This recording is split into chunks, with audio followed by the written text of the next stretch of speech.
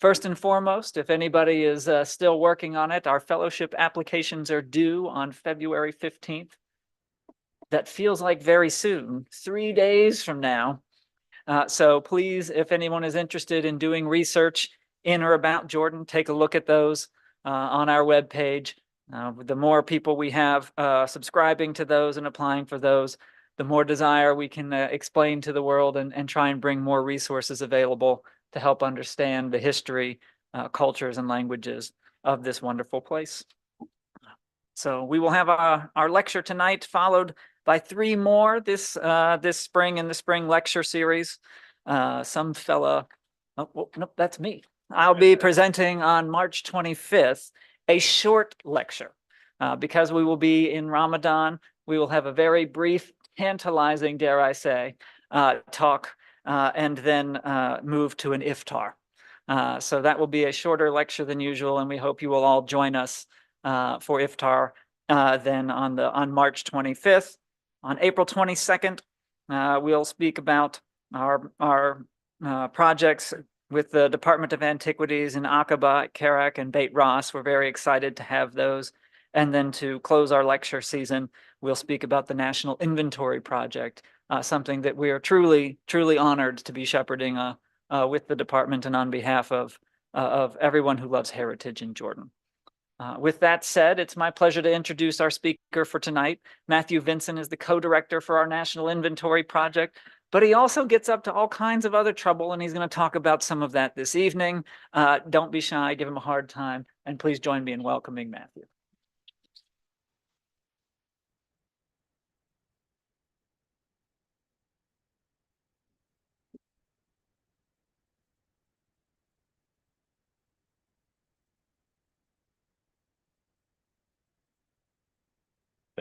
Is the slideshow actually running?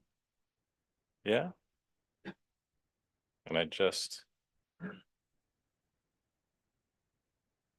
not actually running in controls. Ashraf? One of life's great mysteries.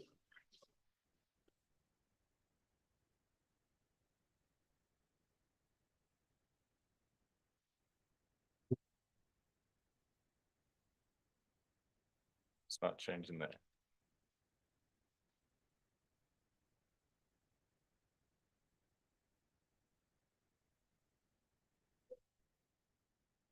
Oh.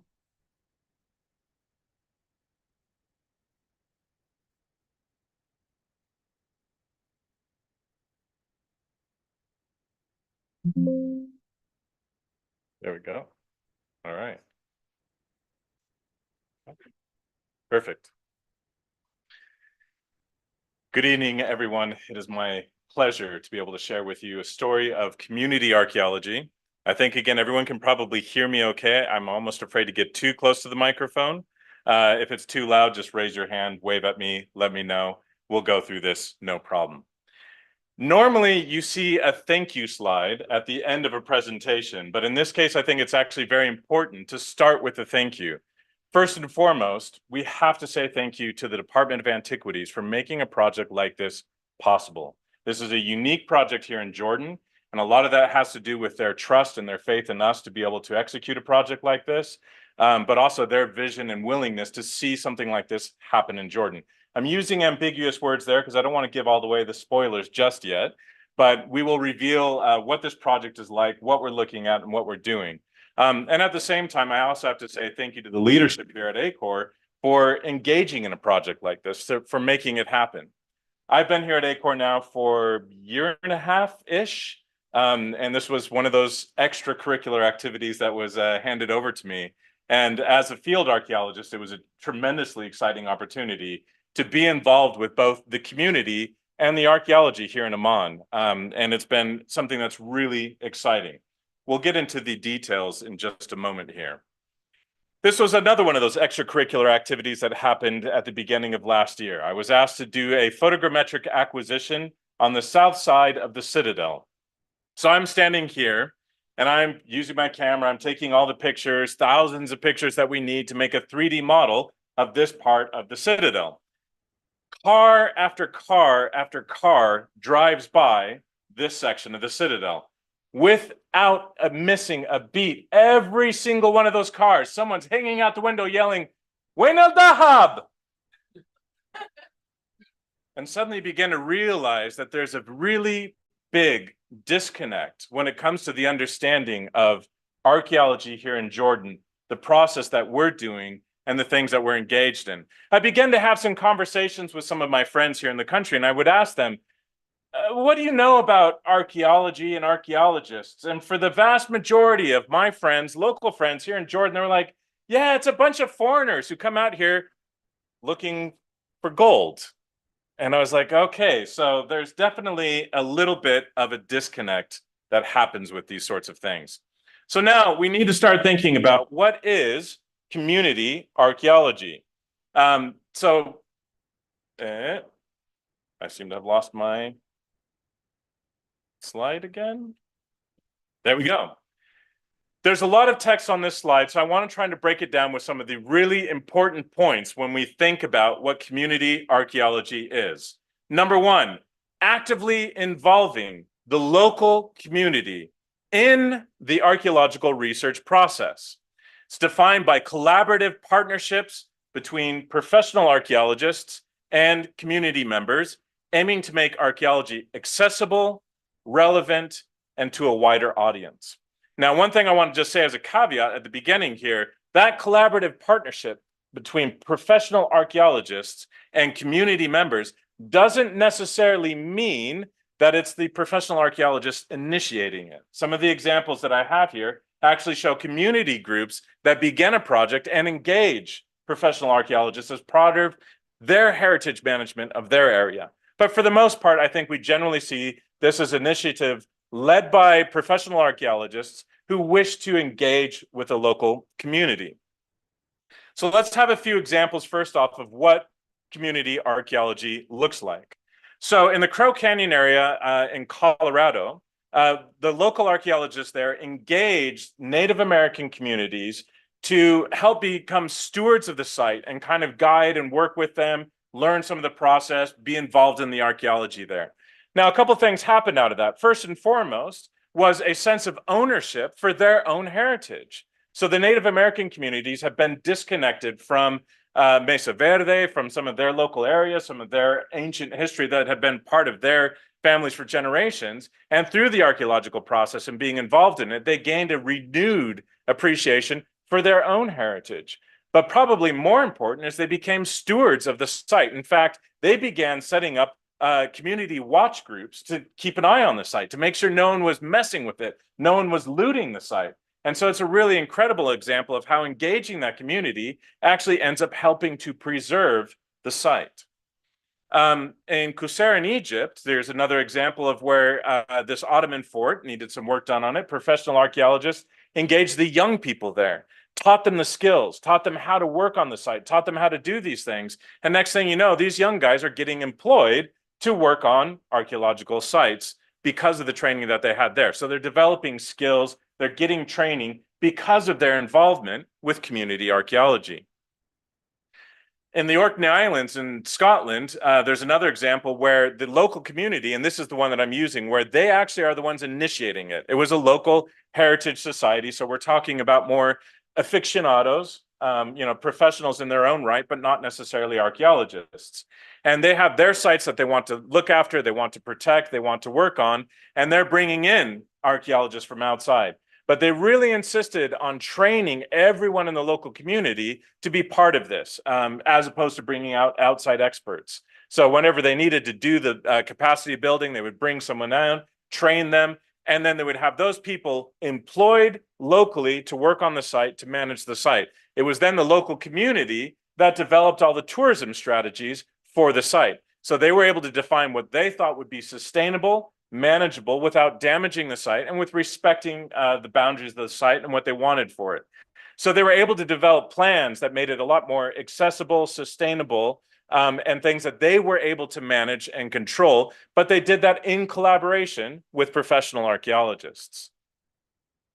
And finally, as another example, in Silchester in England, was awareness and education. So they had a heavy engagement in training. So they would go in, for example, the primary school, secondary school classes, and they would teach lessons on what they were doing out there. And as you can see, they have quite a busy activity area. And I like the fact that in this one spot right here, we see what is clearly a member of the public wandering through the site. So they would have open days during the archaeological process where they would just invite the community to come in, look at what they're doing, have a look at what's happening in the site, probably do some of the explaining around there, and possibly being involved in the actual excavation itself.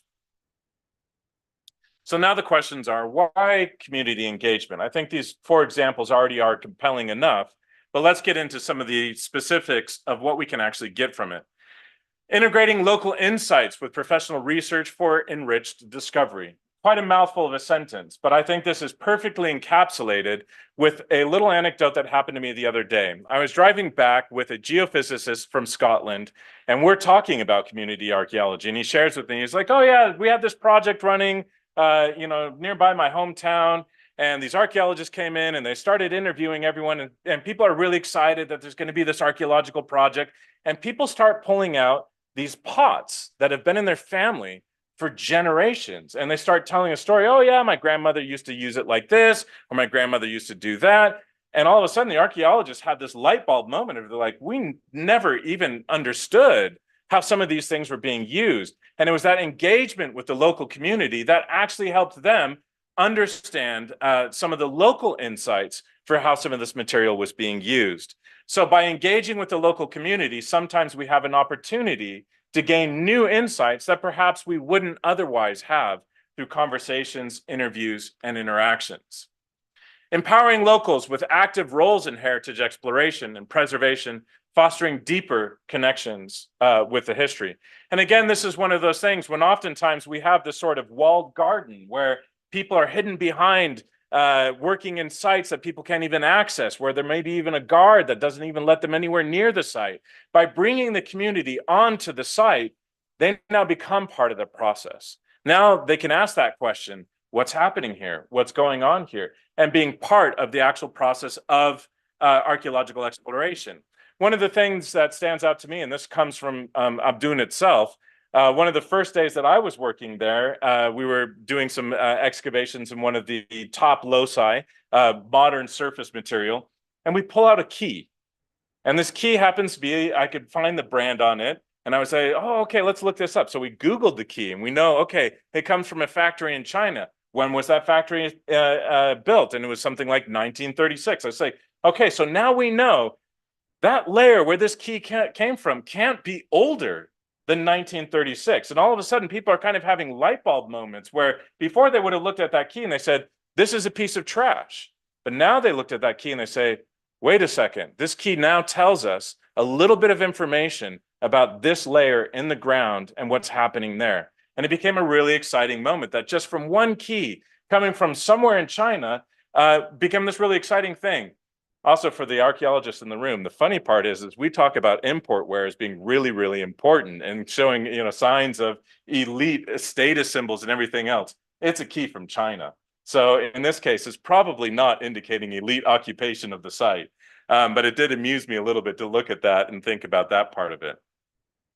Demystifying the process and promoting respect for heritage through firsthand experience. So building on what we're talking about there by having them involved in every step of the way. We were very privileged to have a large group of volunteers that came and joined us this summer that wanted to actually continue all of the work. And they said, no, let us come to Acor. Let us wash the pottery. Let us help learn what this is doing. And washing the pottery is kind of the part that everyone hates because you're sitting there with a bucket of water, scrubbing dirt off of effectively baked dirt. And people get really frustrated with that process. But by getting involved with that and seeing how it works and seeing how the pieces of pottery become one of the most fundamental tools that we rely upon in archaeology, they're also getting excited about that. Fostering support for site conservation by aligning archaeologists and local interests for sustainability. Again, this conversation that I was having with our geophysicist from Scotland the other day, we were talking a lot about this need for having that dialogue between archaeologists and the local community. It's one thing for us as archaeologists to go in and say, we think this site needs to have this and this and this and this and this. But we also need to hear what is the desire of the local community. What do they want out of the sites that they're effectively the stewards of? And by involving them in this conversation, by involving them in that process, they can begin to also feel ownership for that site and be committed to the process of being stewards of that site, protecting that site and maintaining that site, because they're going to be there for generations beyond when any archaeologist is there. They are the stewards of those sites. So by engaging them in that process as early as we can, they also become invested in the long-term maintenance of these sites. Now, broadening the access to archaeology. So this is one of those words that we hear a lot nowadays, democratizing, insert whatever you want to here. Democratizing heritage. This is actually something that's quite important, however. So this is making archaeological knowledge and participation available to everyone, not just academics or those with prior interest. This is one of those issues that we oftentimes run into with academia. You say, okay, this article is published there. Right, so if you're in a premier category, top league university with access to all the journals in the world, you can read that article. But sometimes you might not be able to do that from your home, or you might have to pay 30, 40, 50 euros to read one article. So this is one of those issues that we start facing in academia in general. And obviously the journals, they need to have some sort of sustainability as well. They need to make money off of what they're doing.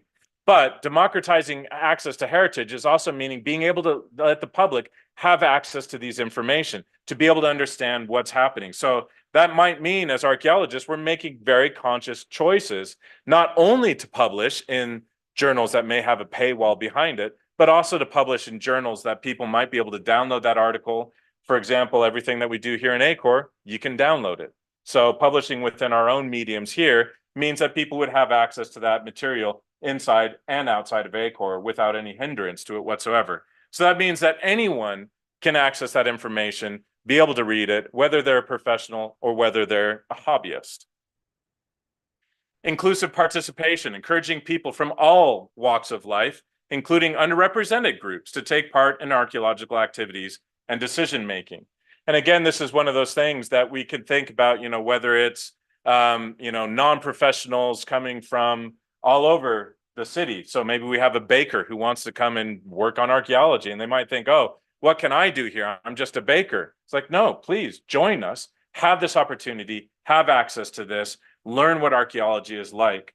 And of course, that's just one sector, but it's also seeking out other communities that might even have issues getting out there, whether it's due to transportation or whatever it might be, involving, school groups that might be a little bit further away, and making sure that they have the ability to engage with archaeology.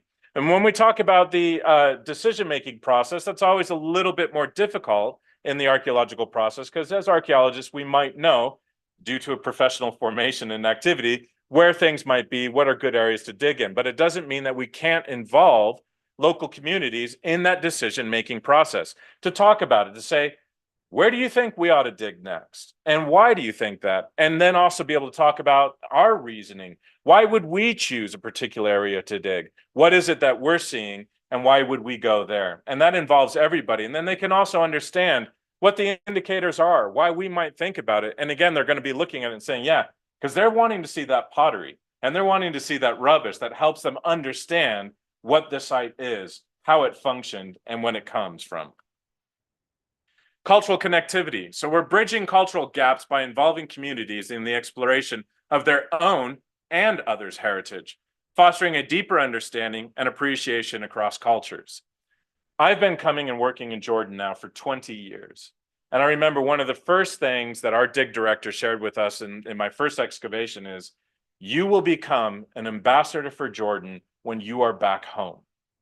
And that's part of this cross-cultural connectivity that we talk about. It's me learning about Jordan and bringing that information back home. Likewise, I also represent a foreign culture to the people of Jordan in whatever I'm doing. And that's being able to share, what are the things that I think about? What is my culture? How do I interpret it? Why in the world am I here investigating Jordan's cultural heritage? So it's bridging some of these gaps that we see. And this is particularly with the example of foreign expeditions coming into the country and connecting with local communities, and why that's so important. But even if we think about local communities, so, take some of the projects that we saw in the United Kingdom, we're saying, well, what, cross-cultural work are we talking about here? But it is always still that. And even if we talk about the culture of academia and the popular culture that we see in the site, there's always a cultural gap between the people who are there, the local community and the professionals, and there's always something to be able to connect together in those areas. Volunteer opportunities, so offering a range of volunteer roles within archaeological project to suit different interests, abilities, and availabilities, lowering the barriers to entry. One of the first things I always share with everyone when they come onto the site is, you don't have to do this for the 4 hours that you signed up to. If you find this horrendous after the first hour, sit down, relax, enjoy. This is not, forced labor that we're making you do. We want people to enjoy all aspects of it. And again, part of it might be is like, okay, maybe you're just interested in doing some of the documentation. So sit down and work on documentation. Maybe you're interested in doing photography. Okay, let's engage you in the photography. There's all kinds of different roles that we have in archaeology that are important, and people can see ways that they can contribute through their own volunteer time. And again, I take that one particular group that was so interested in learning about the pottery that they practically begged Faris, like, can we come here to Acor and wash pottery with you? And they wanted to experience a different level, a different part of the archaeological process. So there's many ways that we can engage volunteers that doesn't just mean excavation in the field. And that's part of that process. We're not just looking for labor. We're looking for people to be involved in every aspect of the archaeological process. And local empowerment. So empowering local communities by involving them directly in archaeological projects that explore their heritage, giving them a stake in preservation and interpretation of their own history. And again, fundamentally, this is what we're looking at with community archaeology. When people are working at a site and they're involved with the archaeological process and they're involved with the conversations that the archaeologists have on the site. Because archaeologists are constantly debating, what is this that we found? What is this thing here? We don't quite understand this. Maybe this is that. Maybe this is the other thing. And I had that conversation the entire season last year at Abdoun, like with one particular object. I had one idea at the beginning of the season, and by the end of the season, it had changed completely. And involving the local community in that and talking about that process, not having to kind of be in this position where I'm saying, oh, I understand everything about the site. No, I don't. I don't understand it, but we're discovering it and we're learning it. And we think this might be that thing, this might be that other thing. Getting them engaged in that helps them also to be empowered in working through their own understandings of their local heritage and what it's like to be part of the interpretation process of what some of these things might be. Socioeconomic inclusion. And I think this is one that's very important. When we think about a lot of archaeological opportunities, they're expensive. If you sign up for an excavation, it oftentimes means that you're going to be spending thousands and thousands of dollars to be part of an excavation. That's prohibitive for a lot of people. And I mean that for a lot of people around the globe. So by offering opportunities where someone can come, doesn't have to pay a thing, can just come on the site and enjoy the process of archaeology for a day, it means that there's no barriers to that access. They have the opportunity to just come to their own city and be able to work on an archaeological project without any problems, without any commitments financially or otherwise. So that's really an important part of the community archaeology, to make it accessible to everyone, all kinds of diverse groups in the process. So what are some of the benefits and outcomes that we get from community archaeology? So first off, strengthen community ties. You get the archaeologists working with local communities, they get excited about it, they feel like it's part of their project. There's some of the volunteers in the room here today that probably feel like Abdoun is their project. And that's what we want. We want people to feel like this is something that they own, that they're actively part of, that this is their project as well as our project. So archaeological participation fosters this sort of social cohesion, a bringing together of diverse community members through shared heritage experiences. You're out there digging in the sun for 4 hours a day. You're sweating, it's hot, it's not always feeling good to you. That bonds people together, as well as the excitement of discovery that happens in the archaeological process. Cultural heritage preservation. So community engagement in archaeology empowers locals to become active stewards of their heritage, ensuring its protection and transmission to future generations. I think one of the key words here, again, that came through in the examples is this idea of ownership. When people feel like it's theirs, they want to keep it. They want to keep it nice. They want to protect it. They don't want people coming in and looting it or hurting it or anything else. So cultural heritage preservation happens through this sort of process where we're plugging in the local community and getting them involved, and then they're also becoming stewards and protectors of their local archaeology. Education enrichment, hands-on archaeological activity. You can't beat it. Getting out there in the field, being involved in the process is a unique learning opportunity that you can't ever get in the classroom. And it enhances public understanding and appreciation of the historical and cultural contexts that we have. Enhance local identity and pride. You get excited about what is your cultural heritage. We think about today, you know, Jordan came in second place. We have all this pride around Jordan's football team today. You know, traffic is a nightmare. You couldn't go anywhere in the city. But people are excited. They feel the pride for it. In the same way that when you get involved in the archaeology, you feel like it's part of you. It's part of your community. It's part of your story. And it's something you then get really excited to talk about. I could guess again that a lot of the volunteers who participated in the digs go home and talk about it. They're like, oh man, you wouldn't believe what we saw today. You wouldn't believe what we discovered. And it becomes part of a storytelling that they go and share with other people and get them involved with that as well. So let's look a little bit about what it actually looks like to be on the site. So we run it Fridays and Saturdays, so weekends where no one else has any specific work obligations, they have the opportunity to come. Again, we're looking at the lowest entry barriers. What are the days that we can run this, that members of the community come? 8 to 12 p.m. If you were running any other dig, they'd probably make you go out there at 5 a.m. We're humane, we're kind to people. We want them to be able to come out at a normal hour. So 8 to 12 p.m., we have a little break in the middle where we have some tea. If people brought snacks, they can do that. And one of the kind of exciting things that happened is we switched our sign-up process to Eventbrite, which actually meant that we got some more organic people signing up. So they weren't just part of the ACOR community already, but people who are in Amman got on an Eventbrite and says, hey, what's happening in town? What can I do? And we actually got a significant number of volunteers through that hadn't heard of the project otherwise. So that's kind of one of the exciting things that happened out of that part of it. And then volunteers participate in all aspects of the work. So whether it's being involved in survey, in the excavation, in sampling, so that might be dealing with some of the pottery or looking at other parts of the site, sifting, recording, so the documentation aspects of it. The volunteers have opportunities to be involved in every aspect of the archaeological process. Now, I don't want to end this discussion about community archaeology without actually talking about some of the things that we discovered in Abdoun this last year that I think are incredibly exciting. And again, this is all thanks to the volunteers who worked with us. So I haven't talked too much about the site yet. I wanted to get into the general aspects of community archaeology, but now I want to show you where the site is at, what we're doing there, and a couple of things that came out of there. So this is Abdoun. That's Taj Mahal there. So this is the Saudi embassy, and this is the Japanese park. And so that's the location of the site. And the other thing that I want you to keep an eye on is this area up here, because we'll talk about that in a little bit. Now, as we get closer, this is so you can see the general layout of the site itself. So this is the actual Japanese park.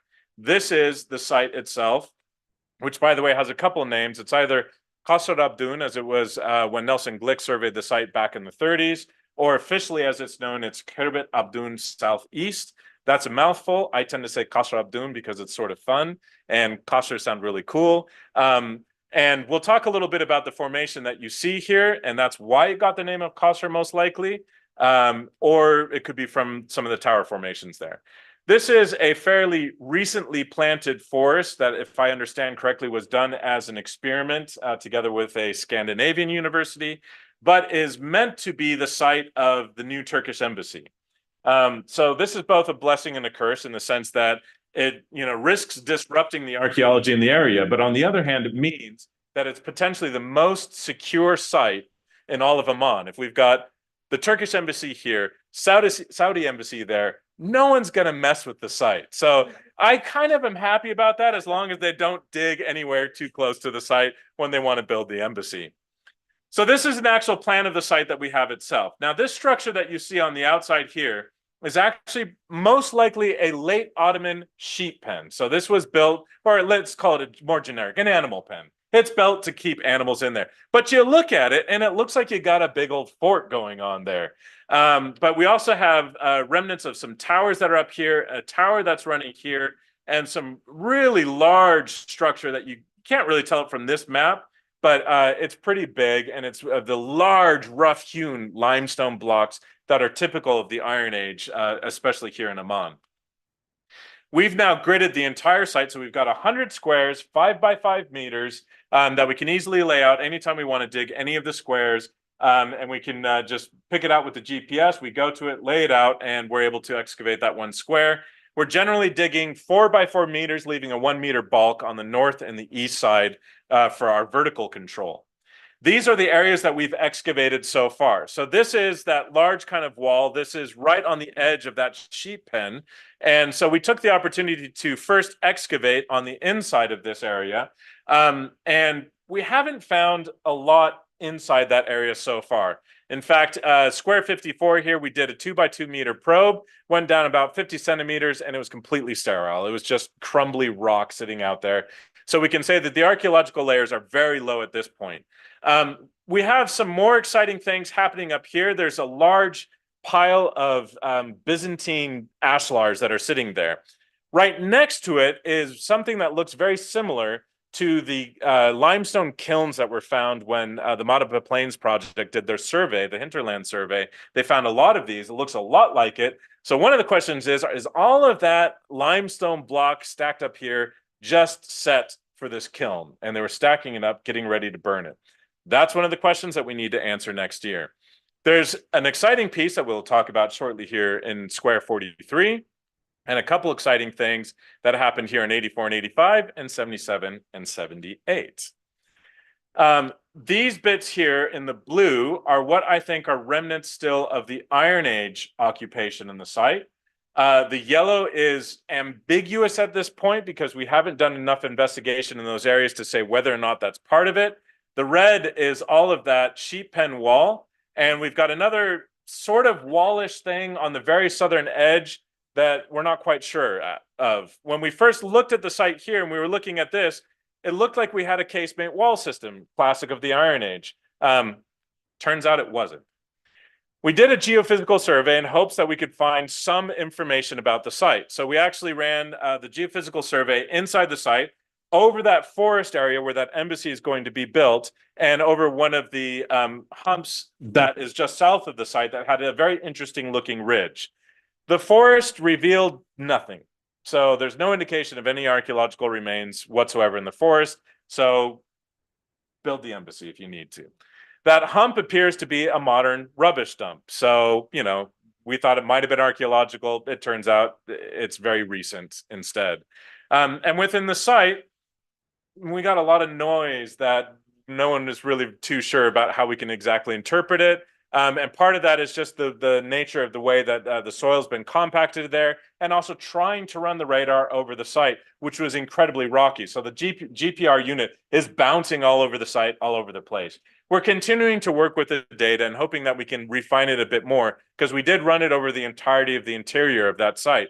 But also, as I noticed before, and I mentioned before, the interior doesn't appear to have a lot of occupation. So the radar might not have much to reveal in that part of the site. Okay, now, one of two things that I think is incredibly interesting. When I first came to the site, this block was sitting underneath the sheep pen wall. Notice these are the large, roughly hewn limestone blocks that we have. This comes most likely from the Iron Age. And this is probably another side of that same Iron Age structure. It appears to run from behind it. And right in the middle of this, and I do mean right in the middle, almost exactly 1.72 meters from either side of that wall is this block. Now, this is what I was talking about as we progress through our work and we try to understand what it is. Our initial theory was that this might have been a reused Hellenistic stone because it's got the classic embossed carving on there that the Bedouin dragged over and put into this wall because they're like, hey, this is a really big block. This is useful. And we're going to stick it in this wall so we don't have to drag a whole bunch of other stones over. Well, have another look at it. This is this really beautiful block. And when we excavate it further, turns out that there is a foundation stone that it's sitting on. So all of a sudden, we have a stone in situ that is some sort of installation that we still don't quite know when it was installed there. We're hoping that in coming seasons, we'll be able to excavate behind this and actually get a stratified sequence that will help us to understand what's happening with this block. Curiously, it appears that the block was abandoned because this chip happens in the middle of it. It looks like they were working on the embossment. Maybe someone messed up, chisel slipped, knocked this section out of there, and they didn't ever finish the embossing. So you've got these three beautiful layers on this side.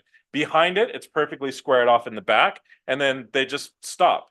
Look at how the edge ends right here. Look at how much more you have on this side. So they might have been working on it, abandoned it, and then just said, hey, we're going to just set this thing up right there. Interestingly enough, though, it's perfectly orientated to the east, almost to 1 degree or 2 degrees or so. So if you stick a compass on this, it will face exactly north. So it's, you know, interesting. Is it significant? I don't know. But it's perfectly orientated to the east. And so again, that block is found right there. And that's what I was talking about before. We have one of those Iron Age walls here, another one right there, and it happens to be right in the middle of those areas. Another simple possibility is it was set up as a pillar base. And so you might have had a wood beam sitting on top of that, and then some sort of roof covering over there. We don't know. We hope we find out soon. The other really exciting thing we found this year was a Byzantine period press. So this is the press itself. We were excavating this area, and as I said, we thought this was a casemate wall. It looked classically like it when you looked at the surface remains. We start excavating on this, and lo and behold, I noticed that there was a little line of plaster there. So we were doing some kind of bulk work. We had some workmen in working with us, removing this whole area, preparing it for some other excavation. And I was like, hang on a second.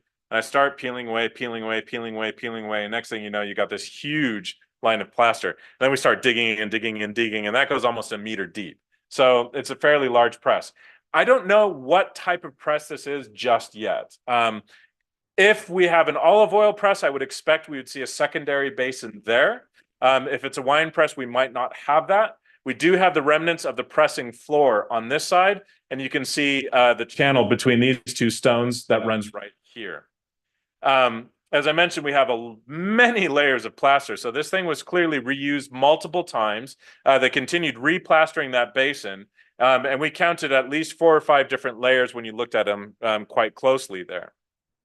So the second thing that we see here, you see this really dark splotch. We suspect this might be another basin because there's a very big plant that's grown in there. And those plaster-lined basins would retain a lot of moisture, a lot of water. And so it might make a perfect area for another basin to be. When we started excavating up here, oh, sorry, that's the other press that I was about to mention. So I have another photo of it that will come. There is another pressing floor right here. So that pressing floor, we haven't yet found a channel that would lead to this, but maybe it goes this way, maybe it runs diagonally. We don't know quite yet, but it appears that we have a secondary pressing floor. And if we have the opportunity, we will start opening that up and hopefully reveal a second press. Now, just to the north of the site is a rather large complex of presses that we have at a site known as Khirbet Abdoun North. This would have been visible to our site at Qasr Abdoun. Removing all the modern buildings, you would have seen the site without any problems, and they're all of 850 meters apart from each other, so not far at all. So that's where our site is, and that's where the secondary site is right there. So what this indicates, we can't exactly say at this point, but we clearly have some sort of connected industry in the area, whether it's just the Byzantine thing to do, you build a house, you build a press. Or if we're looking at a wider industry in the area, those are questions that have yet to be answered and might be quite difficult to do because of the loss of archaeology in Abdoun. However, it is important to note that this is quite a significant complex that we have there. And hopefully we'll find more presses in the site and helps to give a bigger picture of the area. And then that is the other pressing floor that we have in there. As you can see, it's got that perfect layout of it, but we only have about 3 or 4 blocks so far. But we hope to expose a lot more of that press. So future work, we hope if we're able to continue the project in 2024, we would like to continue investigating the presses. We want to get more of the context for the one and opening up that secondary press, particularly that basin. So we're going to have to do a careful removal of the sheet pen wall, remove that plant, and hopefully reveal a secondary basin. And then whatever channels or whatnot that we're not able to find at the moment will hopefully still be preserved underneath that sheet pen wall. We would like to remove significant amounts of that sheet pen wall to really reveal the Byzantine occupation, because it seems on the southern side of the site is where the Byzantines were located. And again, if there's that possibility that actually all of that Byzantine rubble on the north of the site was removed from the south of the site. So we might actually find quite a bit more of the structures that are there. We need to open up the area around that ashlar to understand its context and function. So opening up immediately to the west of it should hopefully get us a lot more stratified areas, because those are all contained within the walls of that Iron Age area. So then hopefully we can figure out, is this stone set up in the Iron Age? Is it later? We'll find out. And then there's a couple areas right next to the ashlar that are very interesting. And one had a significant pottery deposit in it that raises a lot of questions. What is happening there? What can we expect? And how is it related to the ashlar that's there? So those are just 4 of the things that we would like to do archaeologically in this coming season at Abdoun. Now, before I close, I'm not going to read it from the slide. I have just some words that I felt would be appropriate if I read out as a thank you to the volunteers who made this possible for us in 2023. So reflecting on the 2023 season at Qasr Abdoun, profound appreciation is owed to the remarkable volunteers whose dedication and hard work played a pivotal role in its success. These individuals, through their generous contribution of time, energy, and talents, not only propelled the project forward, but also enriched the archaeological community and the local area with their enthusiasm and spirit of collaboration. Their efforts have been instrumental in bridging the past with the present, fostering a deeper connection to our history and understanding the invaluable role of community in the stewardship of cultural heritage. The achievements of this season stand as a testament to the power of collective effort and volunteerism in archaeology, leaving an indelible mark on the project and reminding us all of the profound impact such dedication can have on preserving our collective past. Thank you very much.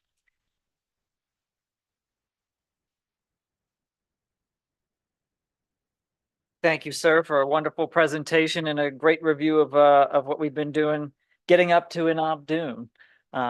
ACOR's mission is advancing knowledge, and I'm very pleased to see us and our projects engaging folks widely in this way. Over the past 2 years, we've had hundreds of people join us in the field in Abdoun, and we are hopeful in collaboration with the Department of Antiquities to pick back up again this year. But like everybody, we have an application in, and we'll let you know if we get permission to do the work like everybody else here. So the work does still go through all of the other standards and rigorous reviews as all other archaeology in the country. I think it's important to keep that in mind. But we're excited about it, and hopefully some of you will come join us again. We have some time for questions if anybody's interested. Yeah. First of all, thank you. Thank you very much for this presentation and for the job that ACOR is doing. We enjoyed that. I think it's tremendous. Just a comment and a question, both fast. I think we can't really blame the local Jordanians for the gold issue, because history and facts talks a lot about that. The second is volunteering thing is impressive, but do you put them through a training course before you send them to the field? Let me handle the gold one. The gold thing is not a comment on Jordan. This is universal. I grew up in the United States, and people would go out with their metal detectors looking for gold. I've worked in a dozen different countries, including the United States. Everybody thinks, what are these lunatics doing? They wouldn't be out here if there wasn't something valuable. And of course, there is something valuable, which you all know, and it's rarely gold. Gold makes things harder, slows things down, and almost never tells us anything. So unless there's something stamped into it. So it's of course the other things that are our treasure. But, No, and I'd add to that too. I mean, it's, practically a fault of our culture, our myths that we build. Look at Indiana Jones, look at Tomb Raider, the films that are quote unquote cultural heritage, and it's all about looting. So it is what it is. I mean, they're spectacular fiction. I'll put that out there. I don't want Absolutely. anybody to attack us on social media later. No, absolutely spectacular. But it is the reality of myths that we build. In terms of the volunteers, we train them on site on the day. And to be, honest, like this is the process that most of us go through as volunteers in archaeology. It's not like we go through a long, rigorous training course. We're put out in the field. We might get a couple hours of like, this is how you use your hand pick. This is how you use a trowel. What happens usually within the first hour of people working on the site, I'm walking around constantly. And, a lot of it is, honestly, you get two types of volunteers, the ones who are ready to just dig without any regard for anything whatsoever. And then you have the ones who are so scared of hurting the archaeology that they're moving it a speck at a time. So we're always looking to strike that balance, helping people to be a bit more vigorous when they can be, and helping people to go a bit more shui when they should. And part of it is getting over that fundamental hurdle of how do you know if you don't know? How do you know you could be excited about archaeology and history if you never have a chance? So one of the things that we were really grateful to be able to do is engage some of the local schools, get them out, bring them on tours, and we hope to do more of that in the future, because that's how you find more people like yourselves who get curious about a thing. And a little bit of moving the dirt, especially when we're in these upper layers and it's much more recent, and we know that certain areas are sterile based on our controlled probes. And then you discover things. As long as people don't walk away with stuff in their pockets, we can probably resolve it. So, and we don't seem to be having any of those kinds of problems. Yeah. And I want to thank you for the lecture. Again, of course, we want to thank you for the wonderful work that they're doing. I want to ask about the press. How did you know it's a Byzantine? How is it different from an Abdoun question? And if you can, tell us some of the features of both, and if there are other presses also important, other than the Athenian. Sure. I'm just going to repeat the question because, of course, we are streaming this, so we got to remember without passing out the microphone since it's making weird noises. The question that we have is, how do we know that the press is Byzantine? What other presses do we have in the area, and what other periods are covered with the presses? How is it different from the Nabateans? Sure. All right, so first off, how do we know it's Byzantine? Pottery.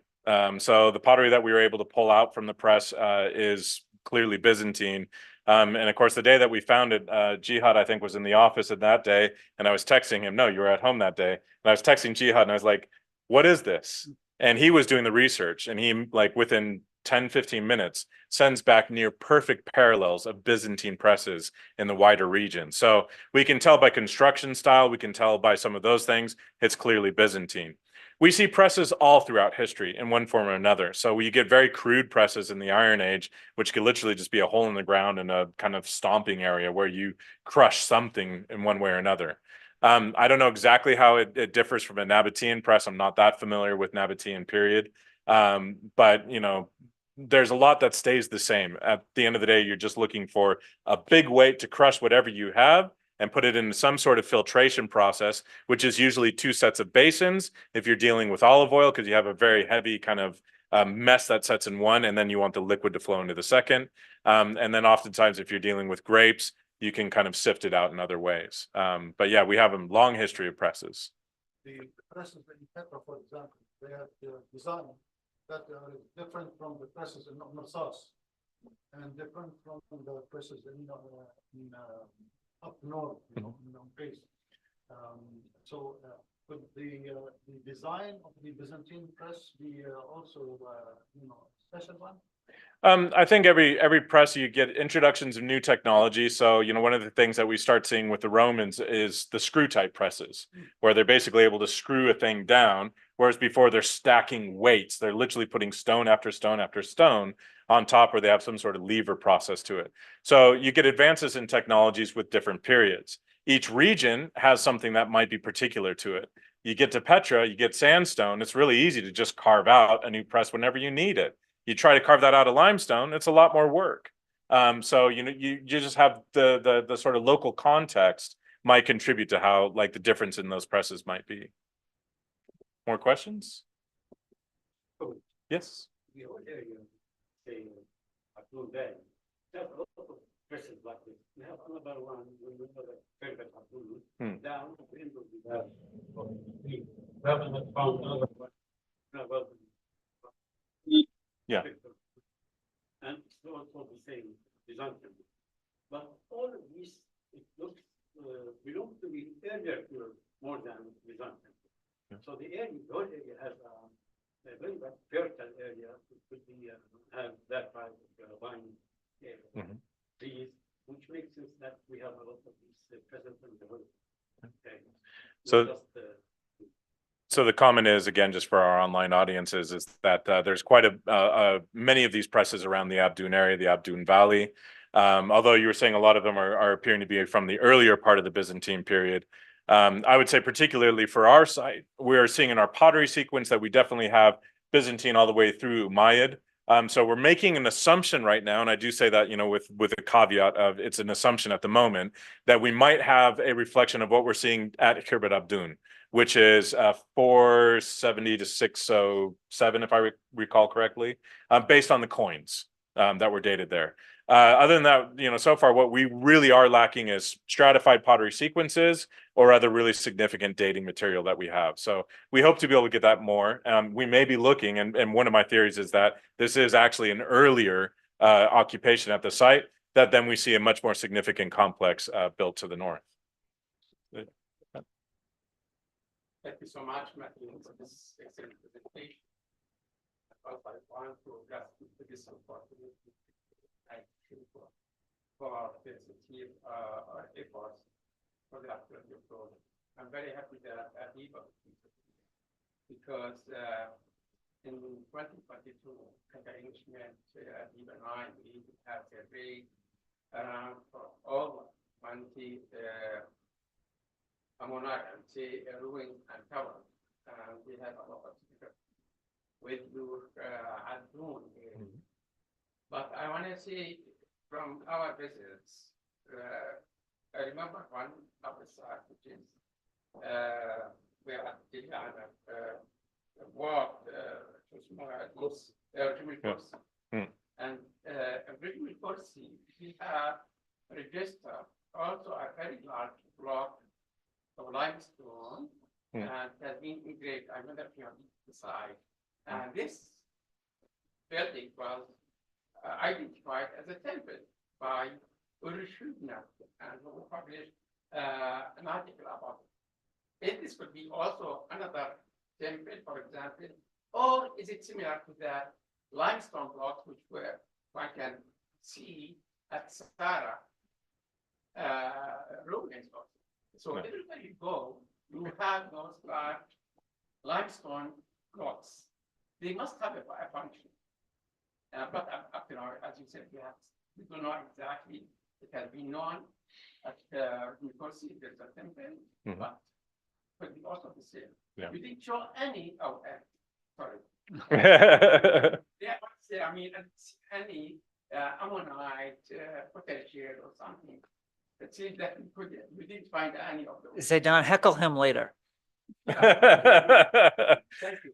Thank you, Zaydan. Just again for our online audiences, the comparison was being made with Rujam al-Kursi, which has similar sort of tower construction as well as another large carved limestone block, that one with an inscription. And, you know, I can't tell you how many times people are telling me Rujam al-Kursi looks just like this. Yes. We have, yeah. We have 3 sites. Yeah. At one of those sites, they have not exactly that they have about a hard point. Yeah. Not correlated with these sites. Yeah. Thank you. We have 2,000 years to get through before that's our issue. I saw some hands in the back over here. Yes, please. Okay. The question is, how old is the site? So it appears at this point in time from our pottery sequence that our oldest occupation at the site is sometime in the Iron Age. I'm not going to get too much more specific at that point, and mainly because we're lacking stratified sequences right now. So there's a lot of material that seems to be washing around, that's jumbled up and mixed. I mean, even in front of that, the carved ashlar, we're finding modern plastic bags at levels that we don't want to find modern plastic bags. But we're hoping this next season, that's one of the things we really want to clarify, is that pottery sequence. And then it goes pretty much all the way up to the Umayyad, which of course matches other occupation in the area. And we had one possible Abbasid sherd, which is another Islamic period sherd, which might just come from a water jar. So someone's possibly walking by, drops their water bottle, says, oh man, chucks the sherd and keeps going. So I'll I'll give you the answer you were looking for. There was a key from the 1930s or something, yes. and it could probably go back to 1000 BC. Yeah. It could go back that far. It depends on how you have to get to the bottom to figure these things out. But sometime in the first 1000 years BC would seem pretty reasonable based on what we're seeing now. But I know we say periods, and what does that mean to each person at each time? And if you're not a specialist, how do you know these things? Yeah, so roughly 1200 BC, maybe the beginning, more likely around 1000 BC, 1936 as our latest occupation. Any other questions? Well, we thank you all for being here tonight. Another round of applause for Matthew. Let me check to make sure if we have questions online. It means I have to know how to use online. Button up there.